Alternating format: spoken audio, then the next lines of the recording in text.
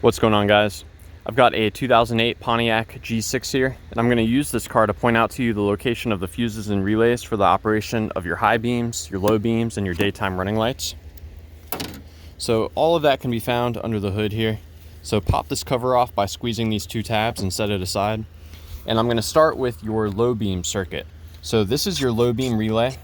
You can pull it out like so, and you can swap it with any other relay on here as a troubleshooting step. A good candidate to swap with would be maybe your daytime running light relay, or you can swap your high and your low beam relay. So let's get this relay pulled out.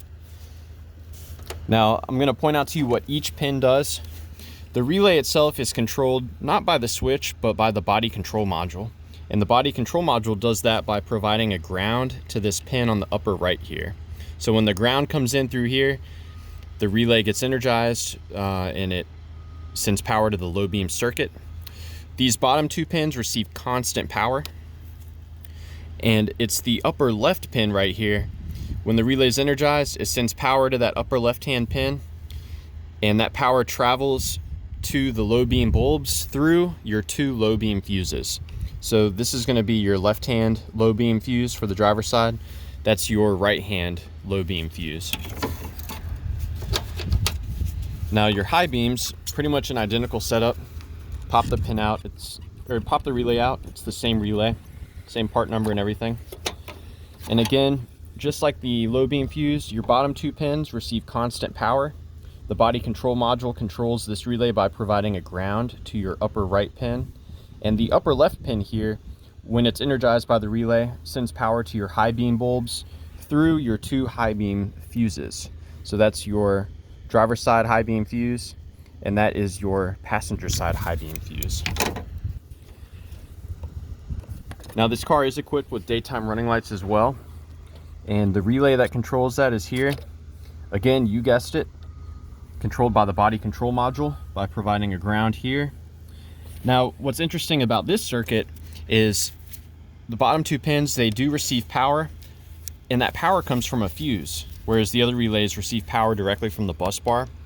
So the 15 amp fuse for the daytime running lights is going to be located right here.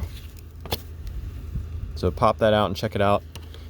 15 amp fuse provides power to the bottom two pins of the daytime running light relay.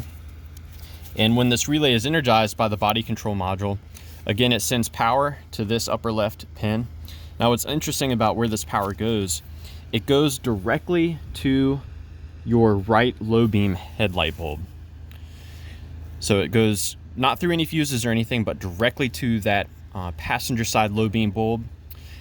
And the way it illuminates the driver's side bulb is actually by backfeeding that bulb through both of these fuses. So the power travels back through both of these fuses to get to the driver's side. So for that reason, both fuses must be intact in order for the driver's side bulb to come on. Now I'm going to briefly go inside. I'll point out to you how you can get to the switch for some more troubleshooting steps. So on this car, the switch does not directly control any aspect of the bulbs, and instead sends signals to your body control module. So you want to pop the top cover off of this, and you can see the switch right here. There's two connectors to it. So two connectors right there. Now, if you don't have a scan tool to interface and read codes from the body control module, you know, a lot of scan tools have the capability of even commanding the body control module to turn the headlights on and off.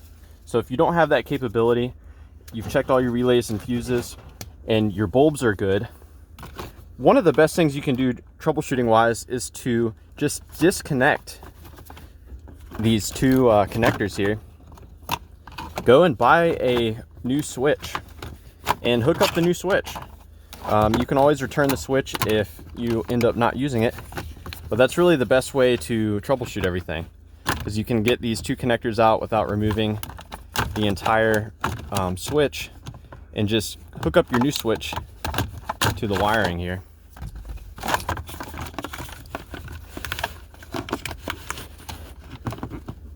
So yeah, if you had a new switch, you could just hook it up right here and see if the headlights start working. So yeah, I've given you a lot of information here. I hope it was helpful for you. Please be sure to let me know if you have any questions, or more importantly, if you have any advice about troubleshooting the headlights on your G6. Thanks for watching.